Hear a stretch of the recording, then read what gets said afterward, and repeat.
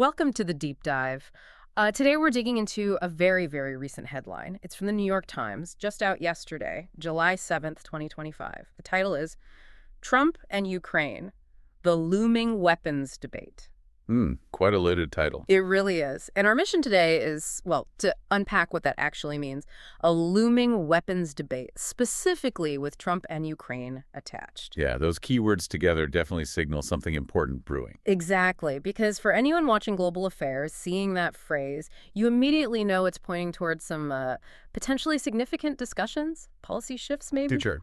So when you see looming weapons debate right there with Trump and Ukraine, my first thought is, okay, what kind of debate are we actually talking about here? It's not just that there's a debate, but what's the substance?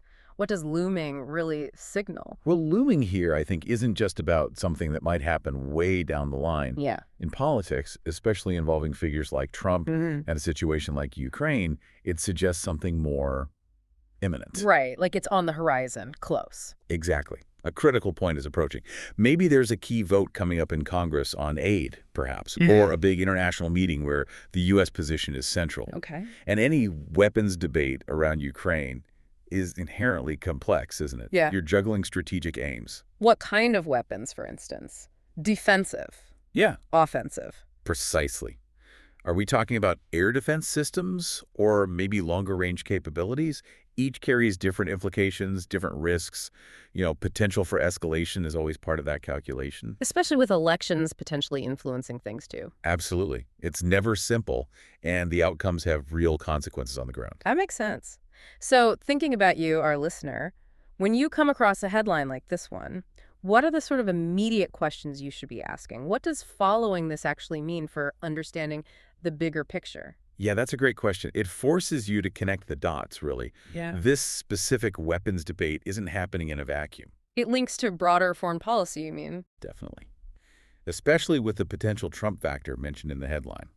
A debate now could signal a real change from current U.S. policy towards Ukraine. Because of past rhetoric, like America First ideas. Right. You might see arguments surface for, say, significantly cutting back aid, maybe framing it as de-escalation or perhaps tying aid to new conditions. Okay, so that's one possible direction. That's one side. But then, of course, you'd have others pushing hard the other way, arguing for maintaining or even boosting support, stressing the need for Ukraine's defense for European stability. So, multiple potential arguments within this debate. Exactly. And understanding those potential viewpoints, not just that they argue, but what their arguments might actually involve, that's key.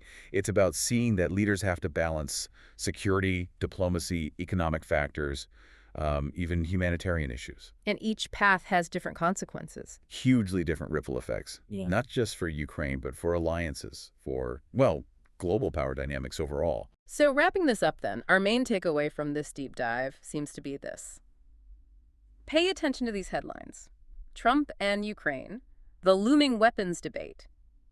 It sounds simple, but it's like a condensed signal, isn't it? It really is a Stop. signal of complex, important discussions happening, maybe behind closed doors initially. Yeah, it's like a shortcut to understanding these big, often conflicting forces that are shaping what happens next on the world stage. And maybe a final thought to leave you with.